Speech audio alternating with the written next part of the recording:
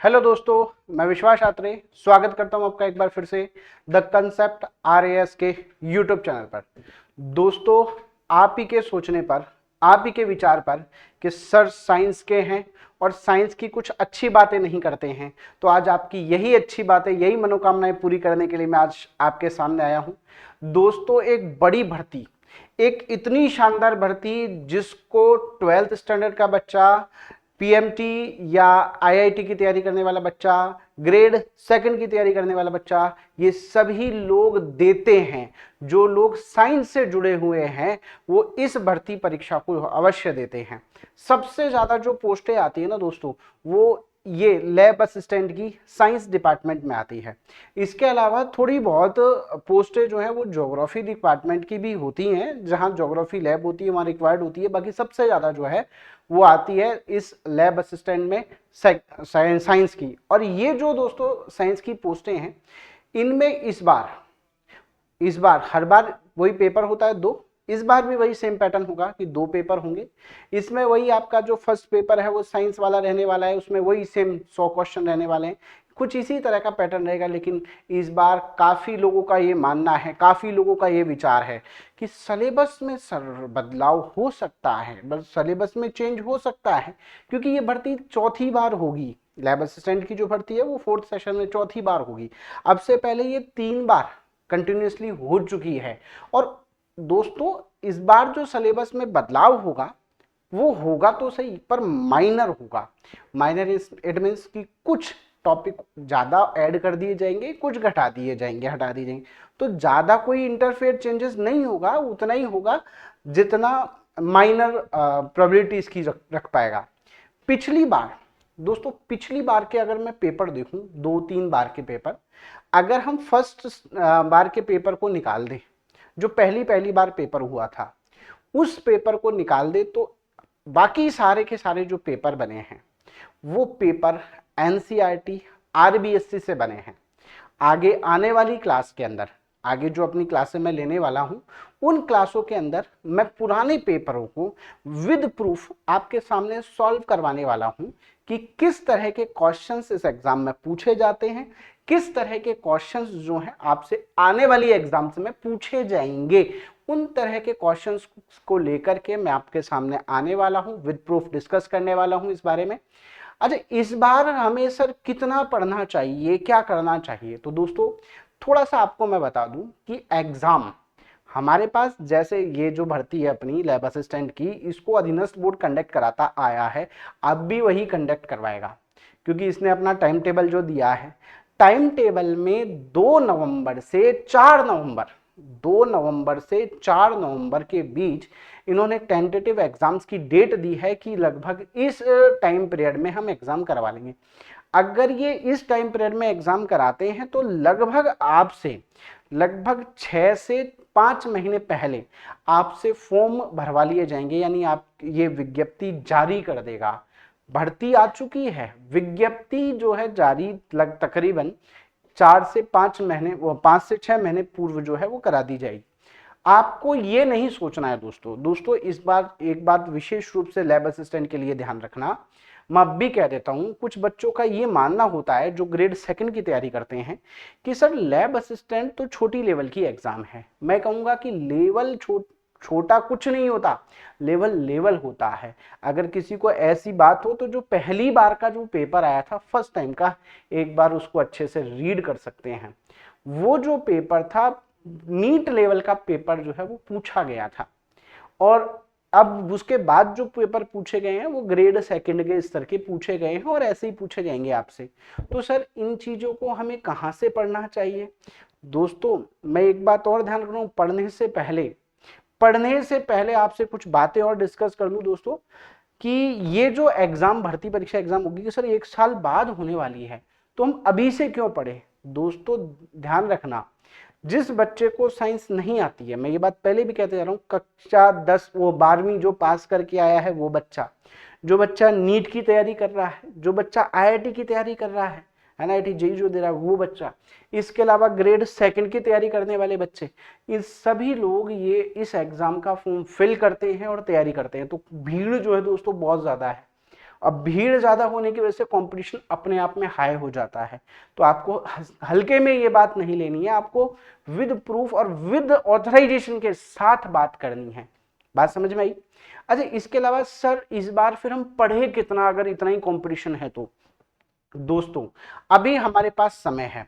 जिन बच्चों का सिलेक्शन होता है वो अभी से पढ़ाई स्टार्ट करते हैं, वो एग्जाम का वेट नहीं करते कि 6 महीने बाद पढ़ लेंगे या बाद में, क्योंकि किसी ने सही कहा है ना क्या, कि करत करत प्रयास ते जड़मती होत सुजान। अगर आपको साइंस आती है या नहीं आती, आप अभी से लग जाओ, आराम से इस पोस्ट को निकाल लोगे, है ना। तो सर क्या पढ़ें, क्या तैयारी करें? तो दोस्तों मेरा आपसे कुछ सजेशन ये रहेगा कि आप इस भर्ती परीक्षा को लेकर के सबसे पहले आपकी सिलेबस उठाएं, उसके साथ साथ एनसीईआरटी की किताबें उठाएं। पहले एनसीईआरटी को पढ़ें। एनसीईआरटी को पढ़ने के बाद फिर आप जो बुक्स उठाएं वो आरबीएससी की उठाएं। और आरबीएससी में भी आपको मैं बता दूं, अगर आपको अवेलेबल हो सके किताबें, तो आरबीएससी की 2016 से 18 के बीच में जो किताबें चलती थी, आप उन किताबों को एक बार उठा करके अवश्य पढ़ें, है ना। अगर ये किताबें नहीं मिलती आपको, तो आरबीएससी की 2004 से लेकर के 2009 के बीच की जो किताबें हैं आप उनको भी पढ़ सकते हो, उनमें भी कंटेंट बहुत अच्छा है। सर इसके अलावा अगर हमें और कुछ करना हो तो दोस्तों अमर उजाला की किताब आती है, आप अमर उजाला वाली किताब को लेकर के वहां से पढ़ सकते हो। सर क्वेश्चन प्रैक्टिस के लिए क्या करना है? तो क्वेश्चन प्रैक्टिस के लिए दोस्तों मार्केट में आप निकलोगे तो काफी सारी गाइडें मिलेंगी, लेकिन मेरा सजेशन रहेगा वरिष्ठ अध्यापक, अमर उजाला की वरिष्ठ अध्यापक करके एक क्वेश्चन बैंक आता है, आप उसको लें और उसको सॉल्व करना चालू कर दें। फिजिक्स, केमिस्ट्री, बायो अलग अलग आएगा, आप उनको अलग अलग तरह से रीड करना, सॉल्व करना चालू कर दें। साथ ही साथ कुछ गाइडें हैं, एक दो जो गाइडें हैं उनको भी, जनरल वाली गाइडों को आप अवश्य पढ़ें जो जनरल एग्जाम्स में आती हैं। उनके पीछे के जो विविध आते हैं ना, जैसे ल्यूसेंट में विविध आता है अपना लास्ट का पीछे वाला फ्रेगमेंट, आप उसको भी अवश्य पढ़ें, क्योंकि उसमें से भी हमें क्वेश्चन, एक आधा क्वेश्चन देखने को मिले हैं इन एग्जाम्स में। अभी मैं आपको इसी वीडियो के अंदर यहीं पर कुछ क्वेश्चंस की चर्चा करने वाला हूं, उसमें बताऊंगा कि वो क्वेश्चन कहां से किस तरह से आए हुए हैं, और विद प्रूफ में चर्चा करूंगा हमारी नेक्स्ट सेशन में, पेपर को भी लेकर के और प्रूफ्स के लेकर के, दोनों को लेकर के हम चर्चा करेंगे। इसके अलावा आप कहेंगे नहीं सर हमको तो ऐसी चीज बताओ जहां से तोड़ बाहर ही नहीं जा सके, कि सर ये इसकी रामबाण चीज है, यहां से बाहर नहीं जाएगा। तो दोस्तों इग्नू का जो साइंस का, बीएससी साइंस का जो कंटेंट है, आप उसको पढ़ लो, उससे बाहर इस एग्जाम में, ग्रेड 2 के एग्जाम में आप सिंगल क्वेश्चन जो है दोस्तों वो बाहर नहीं जाएगा। अगर मैं आपको आपके मतलब की या पते की बात बताऊं, तो पेपर जो आता है वो वहीं से उठ के आता है, आप वहां से उन चीजों को पढ़ सकते हैं, है ना। नेट पे अवेलेबल है, आप डाउनलोड करो, आराम से पढ़ो। इसके अलावा सर मैं बुक्स के बारे में बात कर चुका हूं, एग्जाम के बारे में कि सर कितना पढ़ना है। देखो पढ़ने की टाइम लिमिटेशन दोस्तों कभी भी हमें रखनी नहीं चाहिए, जितना आपका मन करता है ना रोज पढ़ना है। और साइंस के लिए तो विद्यार्थी को एक बात बहुत जरूरी ध्यान रखनी है कि चाहे वो रोज का 1 घंटा पढ़े, 2 घंटा पढ़े, लेकिन पढ़े हमेशा कंटिन्यूसली और पढ़े मन से। ऐसे नहीं किताब लेके बैठ के पढ़ लिया ना, मन से पढ़े, जैसे हम मूवी थिएटर में डूब जाते हैं ना वीडियोस के अंदर, वैसे। और सबसे पहले कह रहा हूं अभी भी मैं कि पहले एनसीईआरटी ही पढ़े, उसके बाद कुछ और पढ़े, तब मजा आएगा। और आपको मैं ये चीज बताने वाला हूं। अब जैसे कुछ क्वेश्चंस जो है दोस्तों मैं आपके लिए कुछ छांट के लेके आया हूं, हम इन क्वेश्चंस पर एक बार नजर डालते हैं। ये क्वेश्चन वो क्वेश्चंस हैं जो पुरानी एग्जाम में, इससे पहले वाली एग्जाम में आए हुए हैं, उनके बारे में डिस्कस करते हैं, किस तरह के क्वेश्चन आते हैं और किस तरह से घुमा दिए जाते हैं। तो देखो क्वेश्चन, फिजिक्स का एक क्वेश्चन है, बहुत अच्छा क्वेश्चन है कि एक लड़की झूले पर बैठकर झूल रही है। एक लड़की क्या कर रही है? झूले पर बैठ करके झूल रही है। अगर वह खड़ी हो जाए तो झूले के आवर्तकाल किस तरह से प्रभावित होंगे? तो दोस्तों इसका फॉर्मूला आप पढ़ते हैं, आप अगर नहीं पढ़ते हैं तो मैं बता देता हूं इसका फॉर्मूला। अगर आपको पता नहीं है तो कि टी टाइम पीरियड L/G का रूट, ये आपका पेंडुलम का एक फॉर्मूला है, टाइम पीरियड, लेंथ और ग्रेविटेशनल एक्सेलरेशन के थ्रू। तो ये कह रहा है कि लड़की खड़ी हो गई, झूले पर बैठी है, और झूले पर बैठी हुई लड़की क्या हो गई है, जैसे ये झूला है आपका, सपोज ये झूला है और झूले पर लड़की यहाँ बैठी थी, खड़ी हो गई तो ये हो गई, तो सेंटर पॉइंट उसका शिफ्ट हो गया, छोटा हो गया, एल छोटी हो गई, टी छोटा हो जाएगा, यानी उसका आवर्तकाल क्या हो जाएगा, कम हो जाएगा। अब आवर्तकाल कम हो जाएगा, आंसर ये रहा। तो इसका जो आंसर लगेगा दोस्तों वो ये कौन सा, सी आंसर जो है इसका लग जाएगा। बताओ क्लियर है बात, इतनी बात समझ में आई। अगला एक और क्वेश्चन है दोस्तों, शानदार क्वेश्चन। देखो क्वेश्चन को किस तरह से घुमाया जाता है, प्रैक्टिकली फॉर्म में डाला गया है। अगला है क्वेश्चन क्या कि निम्न संरचनाओं का सही क्रम कहाँ है। अब हमने मानव की आंख पढ़ी हुई है फिजिक्स के अंदर, और मानव की जो आंख होती है उसमें प्रकाश बाहर से अंदर की तरफ कैसे जा रहा है, तो सबसे पहले क्या मिलेगा, सबसे पहले प्यूपिल होती है या कॉर्निया होता है। तो सबसे पहले, अच्छा इसमें आइरिस भी है कि आइरिस है या कॉर्निया, तो ध्यान रखना दोस्तों, सबसे पहले हमारे पास कॉर्निया होती है। क्या चीज होती है, कॉर्निया। उसके बाद सबसे पहले होती है कॉर्निया, उसके बाद आता है हमारा कौन सा, आइरिस वाला सेगमेंट, जिसमें कलर बने हुए होते हैं, जो आंखों के कलर आते हैं आइरिस की वजह से ही आते हैं, आइरिस की वजह से आइरिस होता है। उसके अलावा आगे आता है लेंस, लेंस से होकर के प्रकाश जाता है, कचाप द्रव में जाता है, और फिर बाद में हमारा जो ये चैम्बर है या रेटिना है उस पर जाकर के ये बन जाता है। तो जो हमारा आंसर है वो लगेगा कौन सा, ये वाला। बताओ बात समझ में आ गई, इतनी बात क्लियर है बात।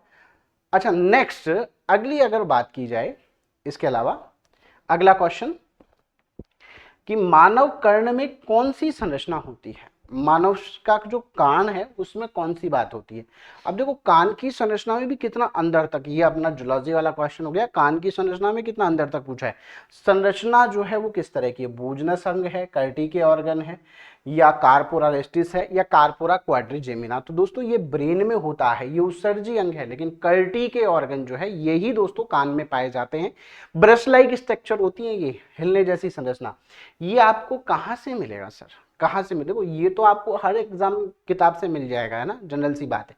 लेकिन ये वाला जो है ये कहाँ से मिलेगा, अगर अपन इसकी बात करें ये कहाँ से मिलेगा, तो ये आपको दिया गया है 12th क्लास की बुक के अंदर। और 12th क्लास की भी जो बायो वाली जो किताब है, उस बायो वाली किताब की में जूलॉजी वाली किताब के अंदर ये स्ट्रक्चर दी गई है, आरबीएससी के अंदर। आप आरबीएससी वाली से वहां से पढ़ सकते हैं। अगला, ये हमें आरबीएससी की किताब 11वीं से लिया गया क्वेश्चन है। इसमें दिया है टाइफाइड ज्वर की पुष्टि के लिए परीक्षण हम कौन सा करते हैं, तो इसके लिए अपन विडाल टेस्ट करते हैं दोस्तों। कौन सा टेस्ट करते हैं, विडाल टेस्ट करते हैं, ये वहां से लिया गया क्वेश्चन है। मैं आपको नेक्स्ट टाइम जब भी आऊंगा तो विद प्रूफ किताब की फोटो, क्वेश्चन की फोटो, दोनों चीजें साथ में रख करके अपन एक साथ डिस्कस करेंगे कि कौन सी चीज कहां से ली गई है, उसका सही आंसर क्या होगा। अगला है पेंटिंग। देखो कहां से क्वेश्चन उठाया है, देखो शानदार चीज है। आरबीएससी कक्षा 10 का 5वां चैप्टर है कार्बन। उस कार्बन वाले चैप्टर में कार्बन के आइसोटॉप्स भी दिए गए हैं सारे के सारे, है ना, और वहां उसकी स्ट्रक्चर भी बताई गई है। और 3 तरह की स्ट्रक्चर्स वहां पर बताई गई है। पहली बताई गई है एनपेंटेन, एनपेंटेन, एनपेंटेन। दूसरी जो स्ट्रक्चर बताई है वो है आइसोपेंटेन, आइसोपेंटेन। ये अलग अलग नामकरण विधियों के साथ इसकी स्ट्रक्चर जो है बताई गई है। और एक है नियोपेंटेन, कौन सा, नियोपेंटेन। तो ये सारी स्ट्रक्चर जो है दोस्तों वहां बताई गई है कक्षा 10 के अंदर। आप वहां से इसको आंसर इसका टिक कर सकते थे कि 3 आंसर इसका लगेगा। तो दोस्तों इसी तरह के और अच्छी मजेदार और शानदार इंटरेस्टिंग चीजों के साथ मैं आपको इसी चैनल पर मिलता रहूंगा। अभी के लिए लेता हूं इजाजत, मिलूंगा नेक्स्ट क्लासेस में कुछ और शानदार चीज के साथ। तब तक के लिए thank you, bye and take care.